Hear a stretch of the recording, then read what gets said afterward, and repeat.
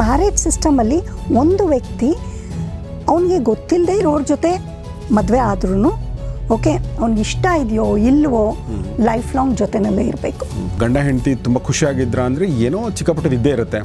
ಈಗ ನಮ್ಮ ಸೊಸೈಟಿ ಹೇಗಿದೆ, ಚಿಕ್ಕಪುಟ್ಟದಿದ್ದರೆ ಅದನ್ನು ಅಡ್ಜಸ್ಟ್ ಮಾಡ್ಕೊಂಡು ಹೋಗಬೇಕು ಅನ್ನೋದು ನಮ್ಮ ಸಾಂಪ್ರದಾಯಿಕವಾಗಿ ಬಂದಿರುವಂಥದ್ದು. ನಿಮ್ಮಿಬ್ಬರಲ್ಲೇ ಪ್ರೀತಿ ಪ್ರೇಮ ಇಲ್ಲ ಅಂತ ಹೇಳಿದ್ರೆ ನೀವು ಜೊತೆಲಿದ್ದು ಇಟ್ ಈಸ್ ವ್ಯರ್ಥ. ಅದು ಬರೀ ಸಮಾಜಕ್ಕೋಸ್ಕರ ಅಥವಾ ಮಕ್ಕಳಿಗೋಸ್ಕರ ಅಥವಾ ಇನ್ನೇನೋ ದುಡ್ಡಿಗೋಸ್ಕರ ನೀವು ಜೊತೆಲಿದ್ದರೆ it is nothing but a prostitution again. ನಾವು ಯಾವತ್ತಾದರೂ ಕೇಳಿದ್ದೀವ ಮದುವೆ ಆದಮೇಲೆ ನೀವಿಬ್ಬರು ತುಂಬ ಚೆನ್ನಾಗಿದ್ದೀರಾ, ಅನ್ಯೋನ್ಯವಾಗಿದ್ದೀರಾ, ನಿಮ್ಮಿಬ್ಬರಿಗೂ ಖುಷಿ ಇದೆಯಾ? ಯಾವತ್ತಾದರೂ ನಾವು ಕೇಳಿದ್ದೀವ? ಕೇಳದೇ ಇಲ್ಲ. ಕೇಳೋರು ಅನ್ಯೋನ್ಯವಾಗಿರಲ್ಲ, ಅವ್ರಿಗೂ ಗೊತ್ತು ಇವರು ಅನ್ಯೋನ್ಯವಾಗಿಲ್ಲ ಅಂತ ಹೇಳಿ. Okay, two beggars are begging with each other for love and affection. Okay, ಅಂದರೆ ಇದು ಒಂದು ಶಾಶ್ವತ ಪರಿಹಾರವಾಗಿ ನಮಗೆ ಸಿಗುತ್ತಾ? ಉತ್ತಮ ಭಾಷಣಕಾರನಾಗಬೇಕೆ? ಸಾರ್ವಜನಿಕ ವೇದಿಕೆಗಳಲ್ಲಿ ನಿರರ್ಗಳವಾಗಿ ಮಾತನಾಡಬೇಕೆ? ಇಲ್ಲಿದೆ ಕಲಿಯುವ ಸುವರ್ಣಾವಕಾಶ. Public speech and media management workshop, 1 ದಿನದ ಕಾರ್ಯಾಗಾರ, ಮಾರ್ಚ್ 8 ಭಾನುವಾರ. ಆಸಕ್ತರು ರಿಜಿಸ್ಟರ್ ಮಾಡಿಕೊಳ್ಳಿ. ಈಗ ನೋಡಿ, ನಾವೆಲ್ಲ ಗುಹೆನಲ್ಲಿದ್ವಿ ಒಂದು ಕಾಲಕ್ಕೆ, ಕಾಡಲ್ಲಿದ್ವಿ. ಓಕೆ, ಕಾಡಲ್ಲಿದ್ವಿ, ನಮ್ಗೆ ಯಾವುದು ರಿಲೇಷನ್ಶಿಪ್ ಅಂತ ಗೊತ್ತಿರಲಿಲ್ಲ. ಯಾರೋ ಸೆಕ್ಸ್ ಮಾಡ್ತಿದ್ರು, ಏನೋ ಮಕ್ಕಳು ಹುಡ್ತಿದ್ವು. ಓಕೆ, ಆ ಮಕ್ಕಳು ಕೂಡ ಹಾಗೆ ಬೆಳೀತಿದ್ವು, ಅವರು ಯಾರ ಜೊತೆಗೂ ಸೆಕ್ಸ್ ಮಾಡ್ತಿದ್ರು, ಹಾಗೆ ಮಕ್ಕಳು ಪ್ರಾಣಿಗಳ ಥರ ಇದ್ವಿ. ಈಗ ಪ್ರಾಣಿಗಳಲ್ಲಿರುವಂಥ ಸಂಬಂಧಗಳಿತ್ತು. ಬಟ್ ಯಾರಿಗೋ ಒಂದು ಸಲ ಅನ್ನಿಸ್ತು, ಯಾವುದೋ ಒಂದು ಅನಾಥ ಮಗುನ ನೋಡಿ ಈ ಥರ ಮಾಡಿದರೆ ಚೆನ್ನಾಗಿರಲ್ಲ, ನಾವೇನು ಮಾಡಬೇಕು ಅಂದರೆ ನೀವು ಡೆಡಿಕೇಟೆಡ್ ಆಗಿ ಒಂದು ಗಂಡು ಹೆಣ್ಣು ನೀವು ಜೊತೆಲಿರಬೇಕು, ಸೊ ದಟ್ ಮಕ್ಕಳು ನೋಡ್ಕೊಳಕ್ಕಾಗತ್ತೆ. ಹೆಣ್ಮಕ್ಳು ಮನೇಲಿ ಒಳಗಡೆ ಇರಬೇಕು, ಯಾಕೆಂದರೆ ಗಂಡು ಬೇಟೆ ಆಡೋಕ್ಕೆ ಹೋಗ್ತಾನೆ ಅಂತ ಒಂದೊಂದೇ ರೂಲ್ಸ್ಗಳನ್ನ ಮಾಡ್ಕೊಂಡು ಬಂದ್ವಿ ಅಲ್ವಾ. ಅಂದರೆ ಆ ವ್ಯಕ್ತಿ ಯಾರದನ್ನು ಒಂದು ಸೊಸೈಟಿ ಮಾಡ್ಕೊಂಡು ಬಂದಿದೆಯಲ್ವ, ಆ ಸೊಸೈಟಿಗೆ ಇದು ಇಲ್ಲದೇ ಇದ್ದರೆ ಏನು ಅನಾಹುತ ಆಗಿದೆ ಅನ್ನೋದು ಗೊತ್ತಿರುತ್ತೆ. ಈಗ ಎಕ್ಸ್ಟ್ರಾ ಮ್ಯಾರಿಟಲ್ ಅಫೇರ್ಗಳಿಂದ ನಿಮಗೆ ಮನಃಶಾಂತಿ ಹಾಳಾಗೋದಿರ್ಬೋದು, ಸೆಕ್ಷುವಲ್ ವೈಲೆನ್ಸ್ ಆಗಿರೋದಿರ್ಬೋದು, ಇಲ್ಲ ಸೆಕ್ಷುವಲಿ ಟ್ರಾನ್ಸ್ಮಿಟ್ ಡಿಸೀಸ್ಗಳು ಬಂದಿರೋದಿರ್ಬೋದು, ಅಥವಾ ಯಾವ ತಂದೆ ತಾಯಿ ಯಾರು ನಿಮ್ಮ ಅಪ್ಪ ಅಂತಂದರೆ ಗೊತ್ತಿಲ್ಲದಿರುವಂಥ ಮಕ್ಕಳು ಹುಟ್ಟಿರ್ಬೋದು ಅಲ್ವಾ. ಸೊ ಇದೆಲ್ಲವನ್ನು ನೋಡಿ ಈ ಸಿಸ್ಟಮನ್ನು ಮಾಡಿದ್ದೀವಿ ಅಲ್ವಾ. ಸೊ ಈ ಸಿಸ್ಟಮಲ್ಲಿ ಒಂದಷ್ಟು ಸಮಸ್ಯೆಗಳಿರ್ಬೋದು, ಇಲ್ಲ ಅಂತ ಹೇಳ್ತಲ್ಲ, ಬಟ್ ಇದ್ರ ಹಿಂದಿನ ಇಂಟೆನ್ಷನ್ ಚೆನ್ನಾಗಿ ಇದೆ ಅಲ್ವಾ ಅನ್ನೋದು ನನ್ನ ಪ್ರಶ್ನೆ. ಇಲ್ಲ, ಇದರ ಹಿಂದೆ ಇರುವ ಇಂಟೆನ್ಷನ್ ಏನಿದೆ ಅದು ಎಕ್ಸ್ಟರ್ನಲಿ ನೋಡೋದಕ್ಕೆ ಚೆನ್ನಾಗಿದೆ ಅಂತ ಅನಿಸುತ್ತೆ. ಆದರೆ ಅದರ ಹಿಂದೆ ಕೆಲವು ವ್ಯಕ್ತಿಗಳ ಮತ್ತು ಕೆಲವು ಗುಂಪುಗಳ ಸೆಲ್ಫಿಶ್ ನೇಚರ್ ಇರುತ್ತೆ. ಓಕೆ, ಸೊ ಮತ್ತು ಇನ್ನೊಂದು ಏನಂದರೆ, ಇದು ಇಷ್ಟೊಂದು ಪ್ರಾಬ್ಲಮ್ಸನ್ನು ಕ್ರಿಯೇಟ್ ಮಾಡ್ತಾಯಿದ್ರೆ ಅದನ್ನು ನಾವು ಕರೆಕ್ಟ್ ಮಾಡಬೇಕು. ಅದನ್ನು ಕರೆಕ್ಟ್ ಮಾಡೋದಕ್ಕೂ ಅವಕಾಶ ಇರೋದಿಲ್ಲ ಒಂದೊಂದು ಸಲ. ಸೊ ನಾವು ಅದನ್ನು ಅರ್ಥ ಮಾಡ್ಕೋಬೇಕು. ಫಾರ್ ಎಕ್ಸಾಂಪಲ್, ಈಗ ನೋಡಿ, ಮ್ಯಾರೇಜ್ ಸಿಸ್ಟಮಲ್ಲಿ ಒಂದು ವ್ಯಕ್ತಿ ಅವನಿಗೆ ಗೊತ್ತಿಲ್ಲದೆ ಇರೋರ ಜೊತೆ ಮದುವೆ ಆದ್ರೂ ಓಕೆ, ಅವ್ನಿಗೆ ಇಷ್ಟ ಇದೆಯೋ ಇಲ್ವೋ ಲೈಫ್ ಲಾಂಗ್ ಜೊತೆನಲ್ಲೇ ಇರಬೇಕು. ಇದು ಸೊಸೈಟಿ ಮಾಸನ್ನು ಕಂಟ್ರೋಲ್ ಮಾಡೋಕ್ಕೆ ಇದು ಎಕ್ಸ್ಟರ್ನಲಿ ನೋಡಿದ್ರೆ ಅದು ಹೌದು ಕರೆಕ್ಟ್ ಅಲ್ವಾ ಅನಿಸುತ್ತೆ. ಡಿವೋರ್ಸ್ ಮಾಡ್ಕೋಬೋದಲ್ಲ ಇನ್ ಕೇಸ್ ಬೇಡ ಅಂದರೆ? ಹಾಂ, ಡಿವೋರ್ಸ್ ಮಾಡ್ಕೊಂಡ್ರು ಅಲ್ಲಿ ಈತನಿಗೆ ಏನಾಗುತ್ತೆ, ಅಷ್ಟು ಈಸಿ ಅಲ್ಲ. ಡಿವೋರ್ಸ್ ಮಾಡೋದು ಅಷ್ಟೊಂದು ಈಸಿ ಅಲ್ಲ. ಓಕೆ, ಮಕ್ಕಳಿರುತ್ತೆ, ಮತ್ತು ಆತನಿಗೆ ಬೇರೆ ಬೆನಿಫಿಟ್ಸು ಸಿಕ್ಕಿರುತ್ತೆ ಮದುವೆನಲ್ಲಿ. Okay, it is not just sex. ಅವನಿಗೆ ಬೇರೆ ಥರ, ಈಗ ಹೆಂಡತಿ ಆದವಳು ಮಕ್ಕಳನ್ನು ನೋಡ್ಕೊಳ್ತಾ ಇರ್ಬೋದು, ಅಥವಾ ಬಿಸ್ನೆಸ್ಸನ್ನು ನೋಡ್ಕೊಳ್ತಾ ಇರ್ಬೋದು, ಅಥವಾ ಆತನ ಬ್ಯಾಂಕ್ ಅಕೌಂಟನ್ನು ನೋಡ್ಕೊಳ್ತಾ ಇರ್ಬೋದು, ಅಥವಾ ಟೈಮ್ಗೆ ಊಟ ಮಾಡಿ ಹಾಕ್ಬೋದು. ಸೊ ಇದೆಲ್ಲನೂ ಬೆನಿಫಿಟ್ಸ್ ಇದೆ. ಓಕೆ, ಸೊ ಹಾಗಾಗಿ ನಾವು ಏನು ಅಂದ್ಕೊಂಡ್ಬಿಟ್ಟಿದ್ದೀವಿ, ಇದು ಎಕ್ಸ್ಟರ್ನಲಿ ನಮ್ಗೆ ಅನಿಸ್ಬೋದು ಇದೆಲ್ಲನೂ ಬೆನಿಫಿಟ್ಸ್ ಇದೆ ಅಂತ. ಬರೀ ಗಂಡಸಿಗೆ ಅಷ್ಟೇ ಬೆನಿಫಿಟ್ ಇದೆ, ಹೆಂಗಸಿಗೆ ಬೆನಿಫಿಟ್ ಇಲ್ವಾ ಇದರಲ್ಲಿ? ಯಾವುದು? ಮ್ಯಾರೇಜ್ ಸಿಸ್ಟಮಲ್ಲಿ ಹೆಂಗಸ್ರಿಗೂ ಇದೆ. For example, she feels more secured. Okay, that financial security ಇದೆ. ಮತ್ತು ಆಕೆಗೆ ಒಂದು ರೀತಿ she will not be very fearful. Okay, ಹೊರಗಡೆ ತಾನೊಬ್ಬಳೇ ಹೋಗುವಾಗ ಯಾರಾದರೂ ನೋಡಿ ಇದು ಮಾಡ್ಬೋದು ಅಂತ ಆ ಒಂದು ಸೈಕಲಾಜಿಕಲ್ ಫಿಯರ್ ಇರೋದಿಲ್ಲ. ಅದೆಲ್ಲನೂ ಕಡಿಮೆ ಆಗ್ತಾ ಹೋಗುತ್ತೆ one she gets married. So ಹಾಗಾಗಿ ಫೀಮೇಲ್ಸ್ಗೂ ಇದು ಬೆನಿಫಿಟ್ಸ್ ಇರುತ್ತೆ. ಸೊ ಹಾಗಾಗಿ ಈ ಬೆನಿಫಿಟ್ಸ್ ಇರೋದ್ರಿಂದ you are just making them to stay under the same roof.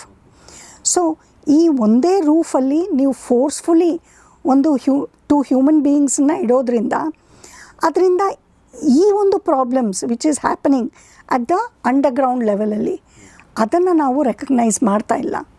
ಅದನ್ನು ನಾವು ರೆಕಗ್ನೈಸ್ ಮಾಡಿ ಅದರ ಮೇಲೆ ನಾವು ವರ್ಕ್ ಮಾಡಿದ್ರೆ definitely over a period of time you can have a better society. ಏನು ನೀವು ಅಂಡರ್ಗ್ರೌಂಡ್ ಅಥವಾ ಅಂಡರ್ ಕರೆಂಟಲ್ಲಿರುವಂಥ ಪ್ರಾಬ್ಲಮ್ಗಳಂತಂದ್ರೆ ಏನು? ಈಗ ಅವಳಿಗೂ ಬೆನಿಫಿಟ್ ಇದೆ, ಅವನಿಗೂ ಬೆನಿಫಿಟ್ ಇದೆ, ಸೊಸೈಟಿಗೂ ಎಟ್ ಲಾರ್ಜ್ ಬೆನಿಫಿಟ್ ಇದೆ ಅಂತ ಮೇಲ್ನೋಟಕ್ಕೆ ಅನ್ನಿಸ್ತಾ ಇದೆ.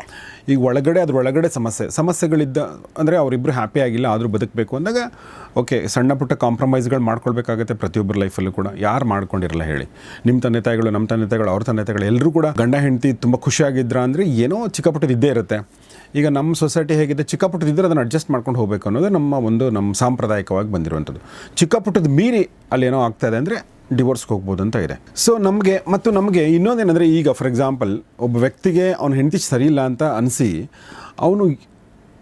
ಅವನೇ ಸರಿ ಇಲ್ಲದೆ ಇರ್ಬೋದು ಅಲ್ವಾ?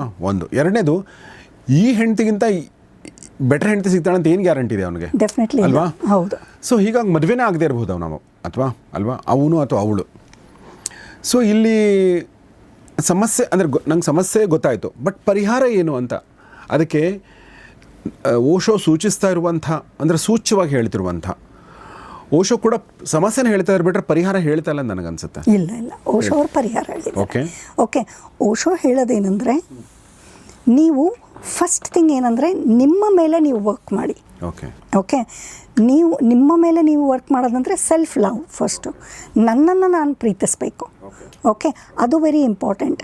ಆದರೆ ನನ್ನನ್ನು ನಾನು ಪ್ರೀತಿಸೋದಕ್ಕೆ ಇವತ್ತಿನ ದಿನ ಆಗ್ತಾಯಿಲ್ಲ.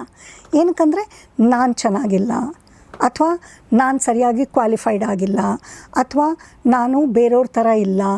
ಸೊ ಈ ರೀತಿ ಕಂಪ್ಯಾರಿಸನ್ ಇದೆ. ಸೊ ಓಶೋ ಹೇಳೋದೇನೆಂದರೆ, ಫಸ್ಟ್ ಥಿಂಗ್ ಈಸ್ ನಿಮ್ಮನ್ನು ನೀವು ಹೇಗಿದ್ದೀರೋ ಹಾಗೆ ಒಪ್ಕೊಳ್ಳಿ. ಓಕೆ, ನಿಮ್ಮನ್ನು ನೀವು ಪ್ರೀತಿಸೋದಕ್ಕೆ ಶುರು ಮಾಡಿ. ಮತ್ತು you have to start enjoying aloneness first. Okay, feeling lonely is different from aloneness. Okay, lonely ಅಂದರೆ ನಾನು ಒಬ್ಬಳೇ ಇರುವಾಗ ನನಗಿಷ್ಟ ಆಗ್ತಾಯಿಲ್ಲ, ನನಗೆ ಬೇರೆ ಯಾರಾದ್ರೂ ಜೊತೆ ಇರಲೇಬೇಕು. ಓಕೆ, ಇದನ್ನು ನಾನು ಯಾವಾಗ ಆ ಮನಸ್ಥಿತಿನಲ್ಲಿ ನಾನು ಯಾವಾಗ ಮದುವೆ ಆಗ್ತೀನಿ, ಆಗ ನಾನು ಖುಷಿಯಿಂದ ಇರೋದಕ್ಕೆ ಸಾಧ್ಯ ಇಲ್ಲ. ಆದರೆ ನನ್ನಲ್ಲಿ ನಾನು ನನ್ನನ್ನು ಪ್ರೀತಿಸ್ತೀನಿ. Okay, that self love is very important. Love for yourself. ಮತ್ತು ನಾನು ನನ್ನಲ್ಲೇ ಒಂದು ಆನಂದನ ಕಂಡುಕೊಂಡಿರಬೇಕು. ಓಕೆ, ಸೊ ನನ್ನಲ್ಲಿ ನಾನು ಆನಂದನ ಯಾವಾಗ ಕಂಡ್ಕೋತೀನಿ, ಆಗ ನಾನು ಅಷ್ಟೊಂದು ಡಿಪೆಂಡ್ ಆಗೋದಿಲ್ಲ. ಓಕೆ, ಆ ಡಿಪೆಂಡೆನ್ಸಿ ಯಾವಾಗ ಆಗುತ್ತೆ, ನನ್ನಲ್ಲಿ ಖುಷಿ ಇಲ್ಲ, ಸೊ ನಾನು ಮದುವೆ ಆಗಿದ ತಕ್ಷಣ ನನ್ನ ಗಂಡನಿಂದನೇ ನಾನು ಖುಷಿಯನ್ನು ಅಪೇಕ್ಷೆ ಮಾಡ್ತಾಯಿರ್ತೀನಿ.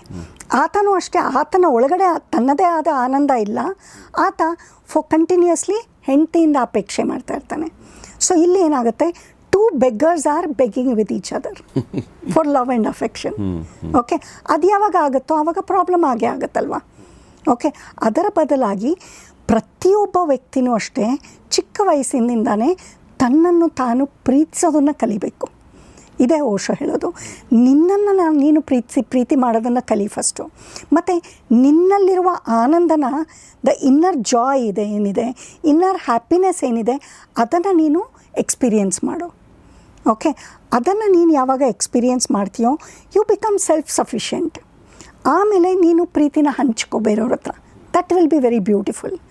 ಮತ್ತು ಇನ್ನೊಂದೇನೆಂದರೆ, ನೀನು ಯಾರ ಜೊತೆ ಇರ್ತೀಯೋ ಅವ್ರ ಜೊತೆ ನಿನಗೆ ಫಸ್ಟ್ ಪ್ರೀತಿ ಪ್ರೇಮ ಇದೆಯಾ, ಆ ಒಂದು ಲವ್ ಅನ್ನೋದೇನಿದೆ, ಲವ್ ಆ್ಯಂಡ್ ಹಾರ್ಮೋನಿ ಅನ್ನೋದೇನಿದೆ, that has to be the reason why you have to be staying together.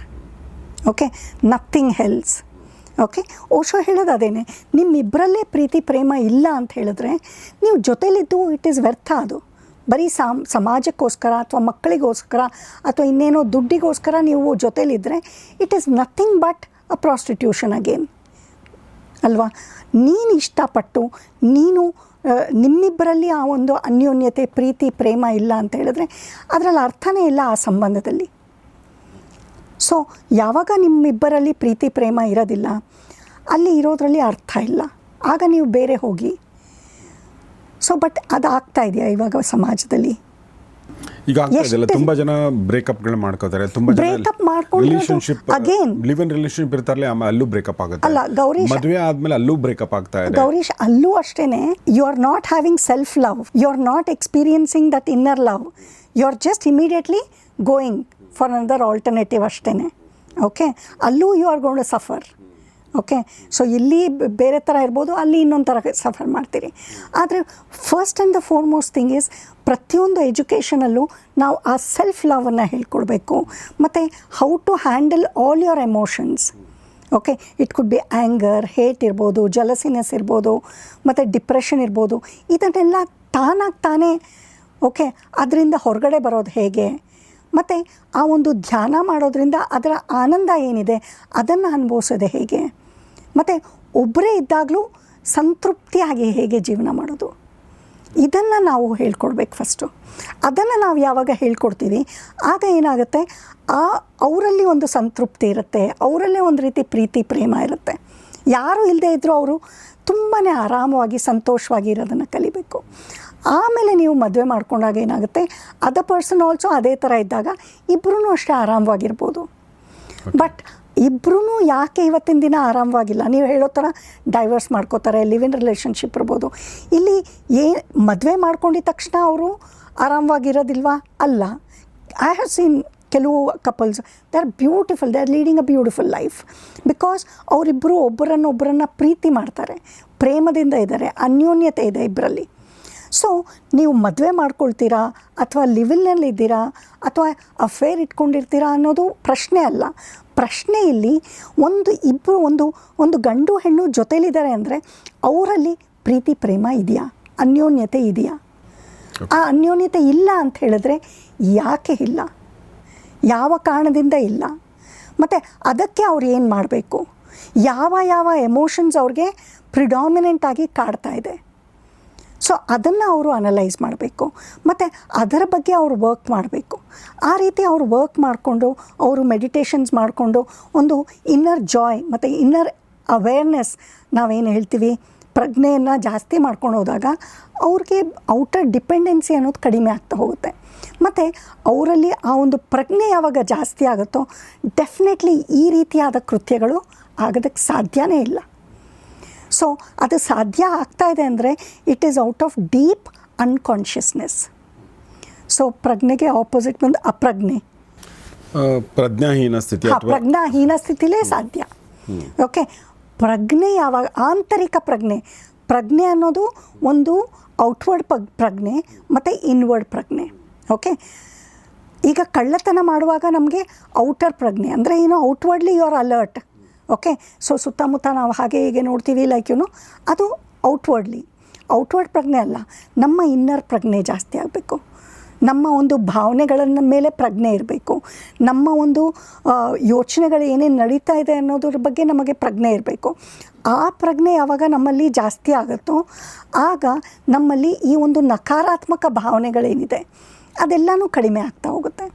So ನಕಾರಾತ್ಮಕ ಭಾವನೆಗಳು ಕಡಿಮೆ ಆಗ್ತಾ ಇದ್ದ ಹಾಗೆ ಒಂದು ಆ ಎನರ್ಜಿ ಬಂದು ಬೇರೆ ಯಾವುದೋ ಒಂದು ಫಾರ್ಮ್ ಆಗಿ ಮಾರ್ಪಾಡಾಗುತ್ತೆ. ಸೊ ನಕಾರಾತ್ಮಕ ಭಾವನೆಗಳನ್ನು ನಾವು ಪ್ರಜ್ಞಾಪೂರ್ವಕವಾಗಿ ಅದನ್ನು ಯಾವಾಗ ನಾವು ಗಮನಿಸ್ತೀವಿ ಆ ಒಂದು ನಕಾರಾತ್ಮಕ ಭಾವನೆಗಳೇ ಸಕಾರಾತ್ಮಕ ಭಾವನೆಗಳಾಗ್ಬಿಡುತ್ತೆ. ಓಕೆ, ಅದೆಲ್ಲೂ ವೇಸ್ಟ್ ಏನೂ ಆಗೋದಿಲ್ಲ. ಸೊ ಸಕಾರಾತ್ಮಕ ಭಾವನೆಗಳು ಅಂದ್ರೇನು, ಇಲ್ಲಿ ನಕಾರಾತ್ಮಕ ಭಾವನೆಗಳು ಅಂದರೆ ಕೋಪ, ದ್ವೇಷ, ಅಸೂಯೆ ಇರ್ಬೋದು. ಸೊ ಅದೆಲ್ಲನೂ ಅಷ್ಟೇ ಸಕಾರಾತ್ಮಕ ಭಾವವಾಗಿ ಅಂದರೆ ಶಾಂತಿ, ತೃಪ್ತಿ, ಸಂತೋಷ, ಆನಂದ ಇದೆಲ್ಲನೂ ಜಾಸ್ತಿ ಆಗುತ್ತೆ. ಸೊ ಇದು ಜಾಸ್ತಿ ಆಗೋದಕ್ಕೆ ನೀವೇನು ದೊಡ್ಡ ಕ್ವಾಲಿಫಿಕೇಷನ್ ಬೇಕಾ? ಇಲ್ಲ. ನಿಮ್ಮ ಹತ್ರ ಏನು ತುಂಬ ದುಡ್ಡಿರಬೇಕಾ? ಇಲ್ಲ. ನೀವೇನು ತುಂಬ ಚೆನ್ನಾಗಿ ಕಾಣಿಸ್ಬೇಕಾ? ಇಲ್ಲ. ಸೊ ಇದು ಬಂದು ಆಂತರಿಕ ವಿದ್ಯೆ ಅಥವಾ ಆಂತರಿಕ ಒಂದು ಪ್ರಜ್ಞೆ.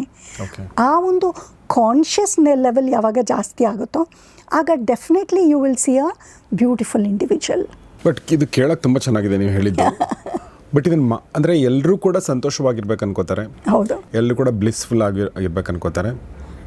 ಮತ್ತು ಎಲ್ರಿಗೂ ಕೂಡ ನನ್ನ ಪಾರ್ಟ್ನರ್ಸ್ ಖುಷಿ ಇರಬೇಕು ಅಂತಲೇ ಇರುತ್ತೆ. ಎಲ್ರಿಗೂ ಕೂಡ ಅವ್ರ ಗಂಡ ಹೆಂಡತಿ ಓಕೆ ಮಕ್ಕಳು ಎಲ್ಲ ಚೆನ್ನಾಗಿರ್ಬೇಕು ಅಂತ ಅನ್ಕೋತಾರೆ.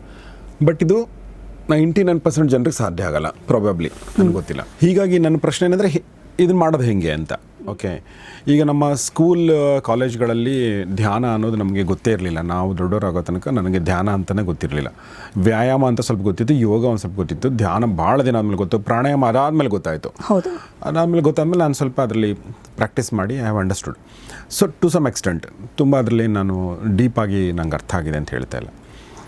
ಬಟ್ ಈಗ ನೀವು ಓಶೋ ಫಾಲೋವರ್ ಆಗಿರೋದ್ರಿಂದ ಕಳೆದ 20 ವರ್ಷಗಳಿಂದ ಓಶೋ ಮೆಡಿಟೇಷನ್ ನೀವು ಟೀಚ್ ಕೂಡ ಮಾಡ್ತಾ ಇರೋದ್ರಿಂದ ಸೊ ಇದು ಹೇಗೆ ಇದನ್ನು ಮಾಡೋಕ್ಕೆ ಸಾಧ್ಯ?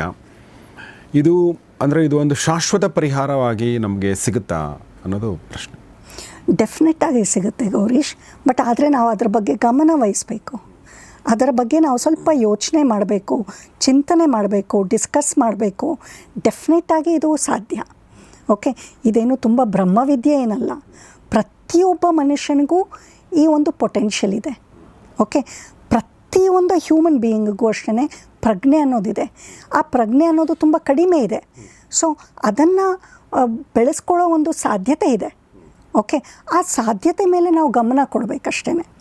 ಓಕೆ, ಇವತ್ತಿನ ದಿನ ನಾವು ಎಜುಕೇಷನ್ ಅನ್ನೋದು ಮುಂಚೆ ಯಾರಿಗೂ ಇರಲಿಲ್ಲ. ಓಕೆ, ಸೊ ಹೋಗ್ತಾ ಹೋಗ್ತಾ ಎಜುಕೇಷನ್ ಈಸ್ ವೆರಿ ಇಂಪಾರ್ಟೆಂಟ್ ಅಂತ ಒಂದು ರೀತಿ ಅರಿವಾಗೋದಕ್ಕೆ ಶುರು ಆಯಿತು. ಸೊ ಹೌದಪ್ಪ, ಎಜುಕೇಷನ್ ಇದ್ದರೆ ಎಷ್ಟೊಂದು ಪಾಸಿಬಿಲಿಟೀಸ್ ಓಪನ್ ಅಪ್ ಆಗುತ್ತೆ ಅಂತ ನಮ್ಮ ಅರಿವಿಗೆ ಬಂತು. ಸೊ ಅದನ್ನು ನಾವು ಯಾವಾಗ ಇಂಪ್ಲಿಮೆಂಟ್ ಮಾಡೋಕ್ಕೆ ಶುರು ಮಾಡಿದ್ವಿ, ಈಗ are we not improving it? ಪ್ರತಿಯೊಬ್ಬರೂ ಅಷ್ಟೇ ಕ್ವಾಲಿಫೈ ಅಂತೂ ಆಗ್ತಾ ಇದ್ದಾರೆ. ಮೇ ಬಿ 10th ಸ್ಟ್ಯಾಂಡರ್ಡ್ ಇರ್ಬೋದು, 7th ಸ್ಟ್ಯಾಂಡರ್ಡ್ ಇರ್ಬೋದು, ಗ್ರ್ಯಾಜುಯೇಷನ್ ಇರ್ಬೋದು, that is different. But when ಎಜುಕೇಷನ್ನ ನಾವು ಇಷ್ಟೊಂದು ಸಿಸ್ಟಮ್ಯಾಟಿಕಲಿ ಇಂಪ್ಲಿಮೆಂಟ್ ಮಾಡಿರಬೇಕಾದ್ರೆ why not inner knowledge, why not about higher consciousness? So ಇದು ಸಾಧ್ಯತೆ ಇದೆ. ಆದರೆ ಕೆಲವರು ಇದನ್ನು ಬಿಡ್ತಾ ಇಲ್ಲ. ಮಾಡಕ್ಕೆ ಬಿಡ್ತಾ ಇಲ್ಲ, ಡೈರೆಕ್ಟ್ಲಿ ಆರ್ ಇಂಡೈರೆಕ್ಟ್ಲಿ. ಅಂದ್ರೆ ಮೆಡಿಟೇಷನ್ ಅನ್ನ ನಮ್ಮ ಜೀವನದ ಭಾಗ ಆಗಿ ಮಾಡಕ್ಕೆ ಬಿಡ್ತಾ ಇಲ್ಲ ಕೆಲವರೊಬ್ಬರಿಗೆ ಇಷ್ಟ ಇಲ್ಲ, ಕೆಲವರೊಬ್ಬರು ಬಿಡ್ತಾ ಇಲ್ಲ. ಓಕೆ, ಸೊ ಇದರಿಂದ ಏನಂದರೆ ಲಾಸ್ ಆಗುತ್ತೆ. Like maybe for some businesses will come down. Okay, so ನಮ್ಮ ಪ್ರಜ್ಞೆ ಯಾವಾಗ ನಮ್ಮಲ್ಲಿ ಜಾಸ್ತಿ ಆಗುತ್ತೋ ಆಗ maybe I will not be wanting too many luxuries in life. ಅಥವಾ ನಾನು ತುಂಬಾ ಹೋಲ್ಡ್ ಮಾಡೋದಿಲ್ಲ. ಗ್ರೀಡ್ ಅನ್ನೋದು ಕಡಿಮೆ ಆಗ್ತಾ ಹೋಗುತ್ತೆ. ಓಕೆ, ಸೊ ಈ ಎಲ್ಲ ಪಾಸಿಬಿಲಿಟೀಸ್ ಇರೋದ್ರಿಂದ ಕೆಲವರು ಅದನ್ನು ಮಾಡೋದಕ್ಕೂ ಬಿಡೋದಿಲ್ಲ. ಓಕೆ, ಬಿಟ್ಟರು ಅದನ್ನು ಸ್ವಲ್ಪ ಬಿಡೋದು. ಸೊ ಈ ರೀತಿ ಆಗಿರೋದ್ರಿಂದ ಪರ್ವರ್ಷನ್ ಈಸ್ ಇನ್ಕ್ರೀಸಿಂಗ್, ನಂಬರ್ 1. ಮತ್ತು ಇನ್ನೊಂದೇನೆಂದರೆ ನಾನಾ ರೀತಿಯಲ್ಲಿ ನಮ್ಮ ಮೈಂಡನ್ನು ಡೆವಲಪ್ ಮಾಡ್ಕೋತಾ ಇದ್ದೀವಿ. ಓಕೆ, ನಿಮಗೆ ಗೊತ್ತು, there are so many external stimulation by which the mind is getting developed. Mind ಅನ್ನೋದು ತುಂಬಾ ಡೆವಲಪ್ ಆಗ್ತಾ ಇದೆ. ಈ ಮೈಂಡ್ ಯಾವಾಗ ಡೆವಲಪ್ ಆಗುತ್ತೋ ಅಹಂ ಅನ್ನೋದು ಇನ್ನೂ ಜಾಸ್ತಿ ಆಗುತ್ತೆ. ಸೊ ಅಹಮ್ಗೆ ನಾವು ಯಾವಾಗ ಆಹಾರ ಕೊಟ್ಟು ರೂಢಿ ಮಾಡ್ತೀವಿ, ಆಗ ಏನಾಗುತ್ತೆ, ಸ್ಯಾಟಿಸ್ಫ್ಯಾಕ್ಷನ್ ಅನ್ನೋದು ಸಿಗೋದಿಲ್ಲ. ಓಕೆ, ಸೊ ಸ್ಯಾಟಿಸ್ಫ್ಯಾಕ್ಷನ್ ಯಾವಾಗ ಸಿಗೋದಿಲ್ವೋ ಆಗ ನಾನಾ ರೀತಿ ಎಲ್ಲನೂ ಟ್ರೈ ಮಾಡಬೇಕಾಗತ್ತೆ. ಮೇ ಬಿ ಆನ್ಲೈನ್ ಗೇಮ್ಸ್ ಇರ್ಬೋದು, ಅಥವಾ ಪ್ರಾಸ್ಟಿಟ್ಯೂಷನ್ ಇರ್ಬೋದು, ಅಥವಾ ಚೈಲ್ಡ್ ಅಬ್ಯೂಸ್ ಇರ್ಬೋದು, ಬೇರೆ ರೀತಿಯಲ್ಲಿ ಯು ವಿಲ್ ಟ್ರೈ ಮಾಡಿದ ತಕ್ಷಣ ಅವ್ರು ಕೆಟ್ಟವ್ರಂತ ಅಲ್ಲ, ಅವ್ರಿಗೆ ಅದು ಒಂದೇ ಕಾಣಿಸ್ತಾ ಇರೋದು. ಅವ್ರಿಗೆ ಆ ಒಂದು ಪಾಸಿಬಿಲಿಟಿ ಅಷ್ಟೇ ಕಾಣಿಸ್ತಾ ಇರೋದು.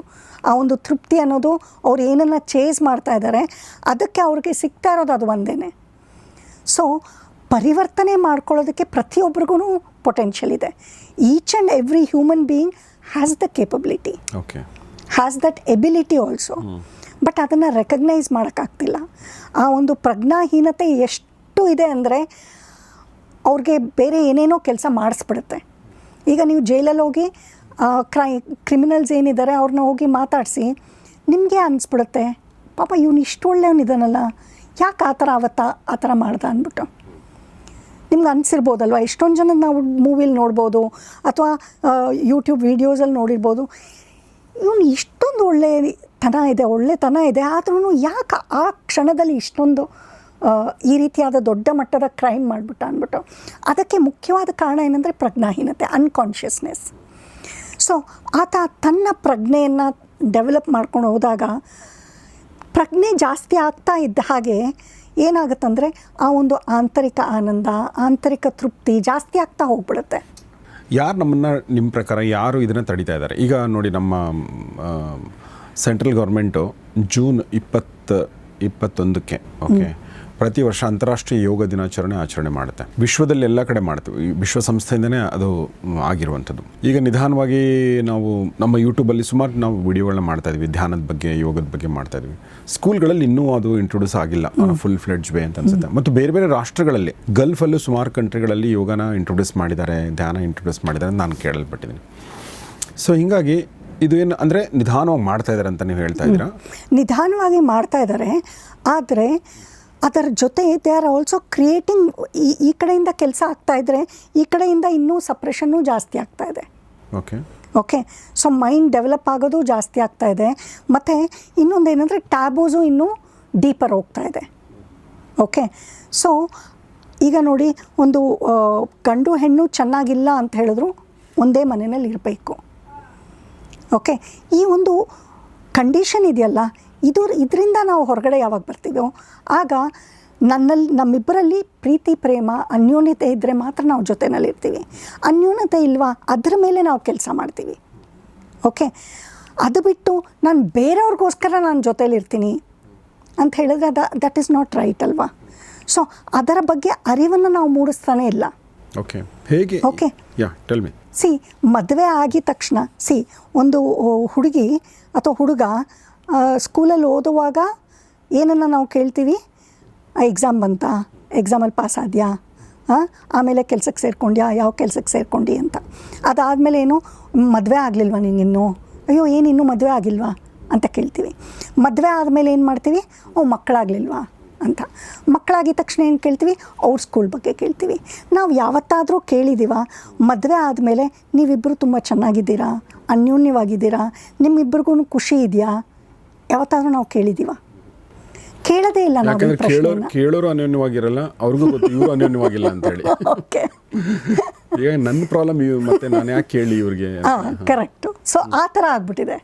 ಸೊ ಇಲ್ಲಿ ಏನಾಗಿದೆ, ನಾವು ಸುಮ್ಮನೆ ಕೆಳಗಡೆ ಫುಲ್ಲು ಗಲೀಜಿದೆ, ಅದ್ರ ಮೇಲೆ ಒಂದು ರೆಡ್ ಕಾರ್ಪೆಟ್ ಹಾಕ್ಬಿಟ್ಟು ಅದ್ರ ಮೇಲೆ ನಾವು ಯೋಗ, ಧ್ಯಾನ ಅನ್ನೋದನ್ನು ಹೇಳ್ಕೊಡ್ತಾ ಇದ್ದೀವಿ. ಸೊ ಅಲ್ಲಿ ನಾವು we have to go to the root cause. So Osho ಅವ್ರು ಏನಂದರೆ he went into the root cause. Okay, ಆ ರೂಟ್ ಕಾಸನ್ನು ಅವರು ಡೀಲ್ ಮಾಡೋದಕ್ಕೆ, ಅದ್ರ ಬಗ್ಗೆ ಮಾತಾಡೋದಕ್ಕೆ ಶುರು ಮಾಡಿದ್ರು. ಸೊ ಪ್ರಾಬಬ್ಲಿ ಅವ್ರು ಹೇಳಿದ ರೀತಿ ಎಷ್ಟೋ ಜನಕ್ಕೆ ಅದು ಆ ಮೊಮೆಂಟ್ಗೆ it might be shocking, but it is a reality ತಾನೆ. ಏನು ಹೇಳಿದ್ದಾರೆ ಅವರು ಸೆಕ್ಸ್ ಬಗ್ಗೆ? ಓಶೋ ಏನು ಹೇಳಿದ್ದಾರೆ?